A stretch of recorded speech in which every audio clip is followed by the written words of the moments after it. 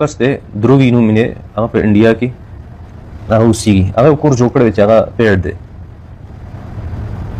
هغه خرڅوي او دویم کس هغه علي په هغه کورس کې هغه شاملېږي هغه کورس په ټیک ټاک باندې اپلوډ کوي نو دغه ویډیوز کتل یا د دې نه چې کومه راځي حلاله ده که حرام هم هغه مسله ده که د هندو سره سړی روزګار کوي کار روزګار دی کې قباحت خو نشته دا دروي کېدای شي د هندوی دا نوم یې داسې دی لکه د هندو سره د کاروبار مسلې نه هغه کې نقصان نشته هغه جایز دي په ټیک ټاک باندې ویډیوز اپلوډ کول نو هغه جایز ویډیوز دي او په هغه بې حیايي نه وي په هغې خلاف شرع څیزونه نه وي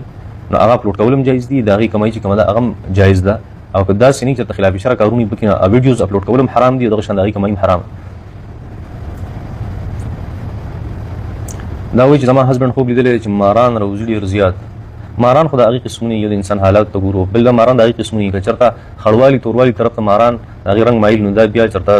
دشمن دی او که چېرته سپینوالي ته مایلي سپینې زیړې یا داسې کلرونې دا بیا بیماري ده الله جل شانونه د عافیت سوال وکړئ خپل احتیاط کوئ بس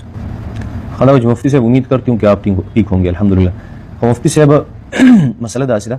چې ستاسو د اولنۍ چې کومې سپارې دي نو د هغې تفسیر هغه نشته او وروسته نه بیا شروع شوي دي هغه اولنۍ سپارې د هغې درسونه تاسو هم اپلوډ کړئ چې موږ ته پوره درسونه راشي ګوره مسله اصل کې دا ده چې زموږ درس دا شروع شوی دی په 2013 کې تقریبا 2013 نه والا بیا هغه درس ختم شوی دی په 2017 کې 2017 پورې دا ریکارډینګ چا نه و کړی بیا اول خو د ریکارډینګ اجازت نه میلاوېدو بیا چې اجازت میلاو شو د مشرانو طرف نه بیا چې ریکارډینګ شروع شو نو ریکارډینګ شروع شوی دی د سورت نساء نه تقریبا سورت نساء سورت آل عمران کې یو څو کلیپس دغه شانتي یو څو کلیپس هغه په سورت نساء کې شو بیا سورت نساء نه پس د سورت مائده تقریبا چې کوم درسونه دي هغه باقاعدګۍ سره هغه ریکارډ شوي دي او اپلوډ شوي دي هغې کې کله کله مسله راغلې په سورت مائده او په سورت انعام کې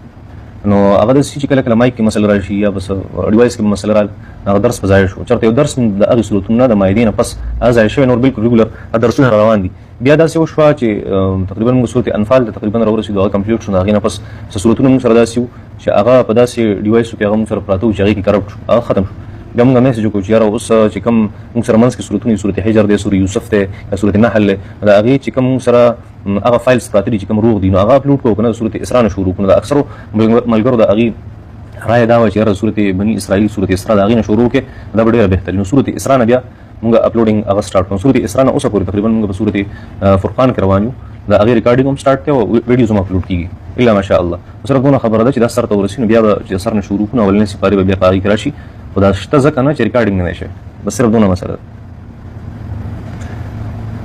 مفتي صاحب نکاح نه مخکې طلاق کېږي که نه نکاح نه مخکې طلاق نه کېږي